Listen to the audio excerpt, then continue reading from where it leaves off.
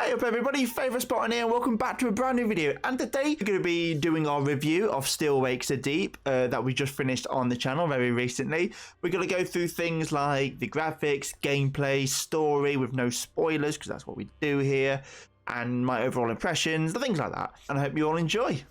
So my overall impression of the game is I really enjoyed it for what it was. It's only a small game. There's a very linear path. It's not like a free roam game, and the game does subtly guide you with this bog standard yellow paint painted all around here, and there's not really, I don't think there's any sections where it's like multi-path.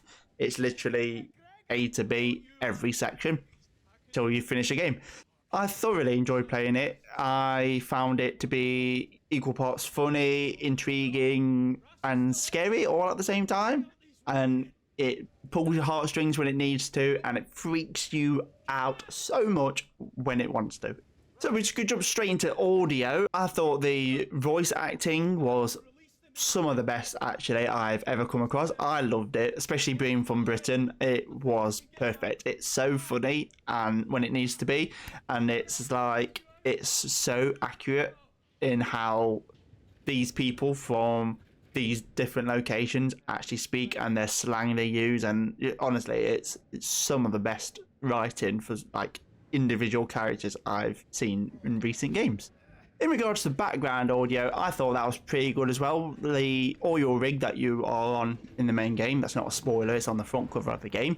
The oil rig that you're on is obviously it's a big hunk of metal in the ocean, so you've got the waves crashing, you've got things creaking, pipes. You can hear things in the pipe sort of moving, like water and things. And when you chuck items, you know, they make different sounds for depending on what you throw. And just overall, like the atmosphere the audio creates was pretty terrifying at a lot of times. And especially with that, the noises that the monsters make. Oh, if you watch my playthrough, which I do recommend you do because it is so funny. But some of the monsters, the noises that they make, honestly, it freaked me out to the point where I just had to pause and have a minute and like a really quick breakdown because it was just so overwhelmingly freaky that I just didn't know what to do. So moving on to the gameplay, overall, there's not really a lot to do. You don't defend yourself with any weapons. All you can do is run, hide, and distract with objects you can find littered all the way around the oil rig. You can like teacups and mugs and helmets, like hard hats. You can just pick them up and throw them, and that noise distracts certain monsters at certain points. So you can sort of move from A to B to C, you know, different points to get to where you need to. It was like I said, you can't do anything, and if you run, you are basically attract the monsters to yourself, which is good. It just create a lot of tension, especially when there's certain points where I think the monster's almost scripted to find you, so you panic and just run, and then it definitely finds you. So that does create a lot of tense moments, as once again plugging the video, you will see in my videos. Some of them, honestly, some of the gameplay, nothing happened. But I was so worked up with all the audio and maybe something that happened 5 minutes before that I was just having heart palpitations just walking through the oil rig. Like nothing happens. And there's big chunks of the game where nothing really scary happens. You're just fixing this thing or putting something in this area, and it's nothing's really going on. But the world as it's crumbling around you, and the monsters and sort of the entity that comes out of the oil rig is like just twisting the hallways, and it's just horrible, and all the squelching. And as you progress further into the night of the game and more people are dying and things like that, everything starts to get worse as the game goes on, and then literally by the end of it, pretty much it's as bad as you could probably think without going into the spoilers territory. Graphically, for saying it's such a small game by a small developer, it was really graphically pretty good. you know, it's most of it's in the dark, but some of the the flame effects and a lot of the water effects were some of the best I've seen recent. And you re-step a lot of the beginning game, so you go back to the same areas like 2 or 3 times, and each time you go back, something's worse. You know, a tentacle has just ripped a hole straight through the middle of a building, or some monster. I don't know. I don't even know how you describe some of it. It's just like mass, gunky mass in a corner of a room that sprouts honestly, it's such a crazy game, even speaking about it, but just the way the monster bits look, you know, things are dripping off it, there's eyes moving, you can make out human faces still. Even with some of the big name monsters throughout the game, you can still see the humanity in them in a really messed up kind of way.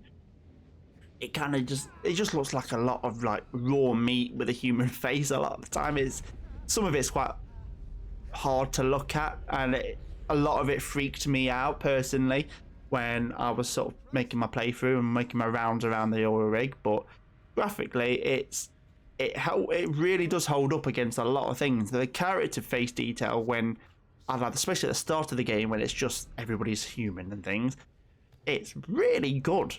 You know, it is actually really good. And yeah, I was pleasantly surprised. My final thoughts are it's a must play. If you're into that stuff, I really would strongly recommend it. It's like Amnesia. It's like there's exactly the same sort of thing like that. It's so, honestly, it's so good. The story was great. The voice acting, the graphics, the audio, everything was good and better than what I would have thought from such a small developer. And it's on Game Pass. It's free if you've got Game Pass. So if you got Game Pass, pick it up. It's so worth it. And for all you achievement hunters out there, every achievement in the game, it took me about 10 hours, and that was quite a few playthroughs, just because there is no chapter select and there is no save points. You basically work off a checkpoint system throughout the game, so you can't revert back, and you can't start you can't have multiple saves either. So you literally got to do what you can in that playthrough and then do it again. So that's it for me and my review. These are always a bit weird for me. I'm not used to just sitting here talking to a screen, but hopefully you do enjoy. If you did, please consider having a look around the rest of the channel, and there's plenty more game reviews. I've got some unboxing videos, I've got plenty of gameplay videos, and I'm thinking about trialing some new style of videos, because I really love achievement hunting and getting all the hard ones. There's no bragging or anything, it's literally just a personal thing. I just love 100% in a game and just getting all the hard achievements I can. Always done it, just love doing it. So I'm starting to think that maybe I should start recording some things like that. I'm still trying to figure out whether it's worth me having a shot at it, and whether it's, you know, how to actually do it. But keep an eye out, because that possibly may be coming in the future. And we've got a new gameplay of Dead Rising coming out very shortly, so I hope you all will give that a bit of love and enjoy.